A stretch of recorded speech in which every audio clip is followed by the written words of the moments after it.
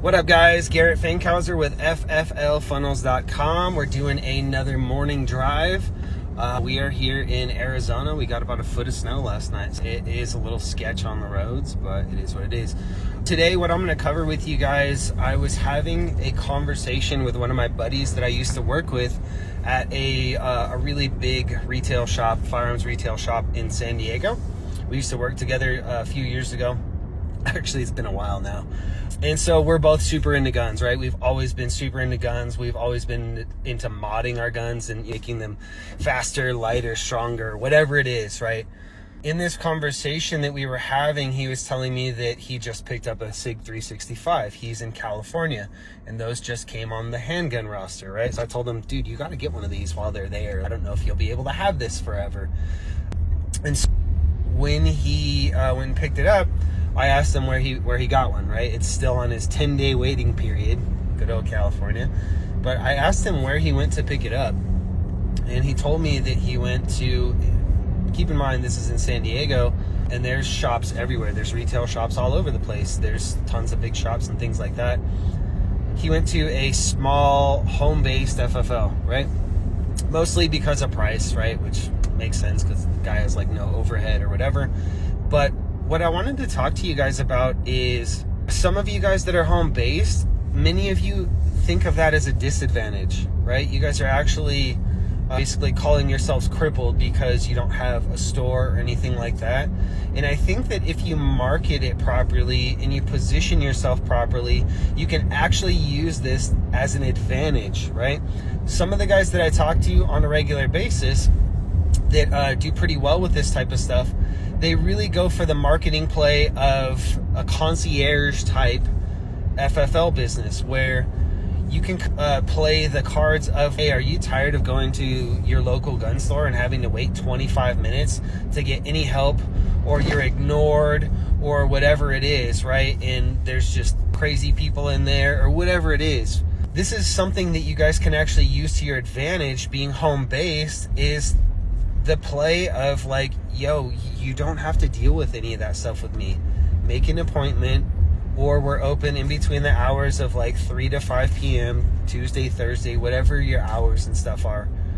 But use that to your advantage, guys. Use that in your marketing to offer people a quiet, private area that they can go and complete their firearms transactions in, right? Now, this is not going to like save any busted businesses or anything like that.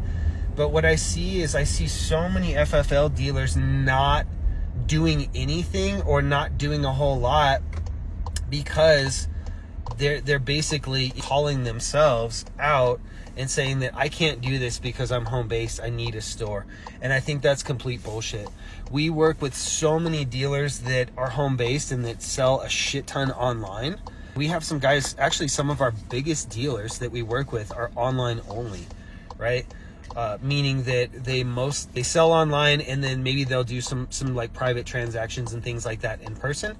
But what I mean by that is that they don't have a brick and mortar. If you do have a brick and mortar, you should still promote some type of experience that people should expect there, right? Try to tailor that experience to be something that somebody's going to actually want. Go to other gun shops in your area. I know some of you guys do this. So if you do this, that's cool. I'm not preaching to you about this, right? But I would say go to other shops in your area, find out what works and what sucks, and maybe try to start implementing some of that stuff in your own business, whether you're brick and mortar or in person, home-based. And just try to implement this stuff into your business based on the feedback that you get from other businesses that are making mistakes, right? So this kind of leads into some other mindset stuff that I've covered quite a few times before. But just to reiterate one thing, I get a lot of questions that are like, hey, what's the best way to do this? Hey, how should I do this or whatever? And a lot of times the language that I use kind of speaks like that, and it's not necessarily intentional. Because I can tell you guys stuff and maybe it doesn't work in your area, right? So when I tell you guys this stuff, what I'm really asking for you to do is not to just do it blindly. I'm asking for you guys to test stuff, right? Try different things, because basically any type of success comes from starting, making a mistake, adjusting, correcting course from that mistake, and then trying to do it a different way, right?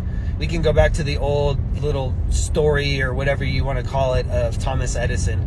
It took him 1,000 different tries to create the light bulb, and then he basically said that I'm not mad about it. I learned 999 different ways to not create a light bulb, and then I was finally able to do it, right?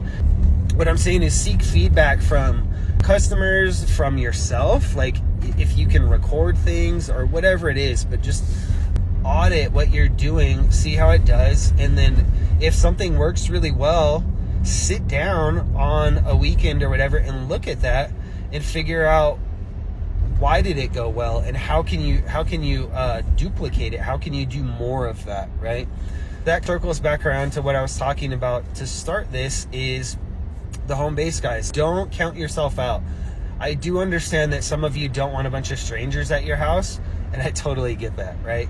I would not want a bunch of strangers at my house either. That's a whole different ballgame. That's where you're like, maybe you should just go directly into online only, or maybe you should, I don't like recommending people get a brick and mortar without actually having revenue to support it. So I don't want to say maybe you should just go straight into a store. I would say that a good gap there would be to go from your home base to online only, and then once you can generate enough revenue to have a security blanket, then move into some type of brick and mortar store. But that's what I wanted to cover, guys. Do not be afraid to market your home base in a way that is going to actually be beneficial for your potential customers, right? And so whatever you have to do that, I would say to do that, right? I would say to do that. And again, when I say that, what I mean is to test it. Try different things, but try to position yourself as being something exclusive that not everybody gets to go to, and they don't have to deal with the typical woes of your standard local gun store with bad customer service and too many people and long wait lines and whatever it is, right? Hopefully this makes sense. Hopefully this is helpful for you guys. I'm not quite to the gym yet, but that's really all I have to say. Again, if you guys like this content, I'm going to start doing more of it. So I hope you guys like this content, but let me know, how I can improve or anything like that. And again, seeking feedback, right? But I like doing this, right? So hopefully you guys like it too, and I'll start doing some more of this content as we roll through. Cool. Catch you guys later. Peace.